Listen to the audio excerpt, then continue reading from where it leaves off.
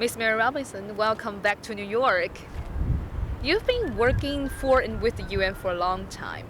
After serving as the first female president of Ireland, you were the High Commissioner for Human Rights. And today you're joining us as the president of the Mary Robinson Foundation for Climate Justice. Mr. Robinson, thank you for taking the time to talk with IPS today. When you attended the Copenhagen Climate Summit in 2009, you said you didn't see the journalists or the ministers from developed countries show enough urgency to deal with climate change issues. So this year at the GA meetings, do you see any changes?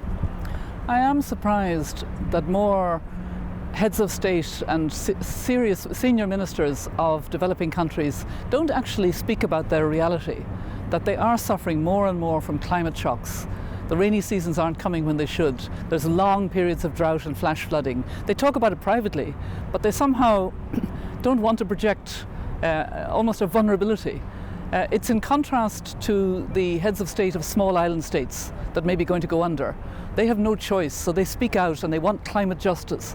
But I think it would be good if other heads of state who are managing, but it's difficult to cope with the stress of food security when you have these climate shocks and it's so much unpredictable now.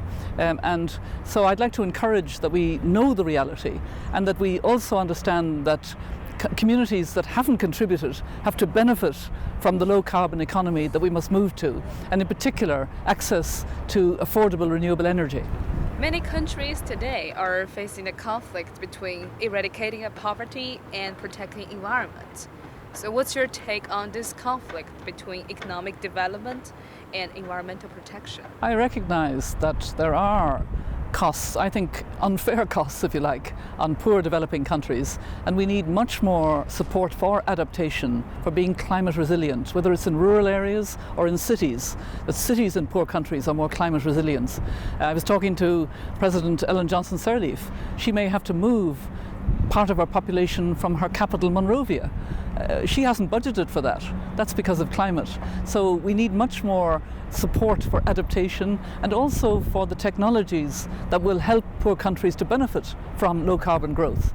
And there are a lot of examples of South-South cooperation now, which I very much welcome. South-South engagement in projects of access to energy, even at local level. And I'm very keen that we promote as much as possible of that.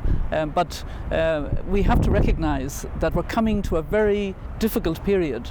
And if we don't do the right thing in 2015 and have a fair, robust, equitable climate agreement that keeps us below 2 degrees Celsius. I would like it to be below 1.5 degrees because that will save a lot of the small island states. If we don't do that, it will get much more difficult for countries that are seeing a big expansion in their population. How are they going to cope with the food security? How are they going to adapt? So this is a very precious time. It's a very important time, and that's what we encourage. That's why climate justice links a good sustainable development agenda post-2015 for all countries, and rich countries must take more responsibility to cut their emissions, and also a fair climate agreement.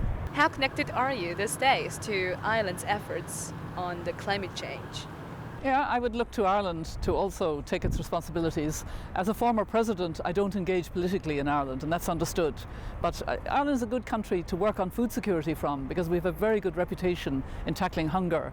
And I'm on the Scale Up Nutrition with Tom Arnold, who is another Irish. We're the only two from the same nationality on the Scale Up Nutrition lead group because Ireland is known to champion tackling hunger globally, and I'm proud of that.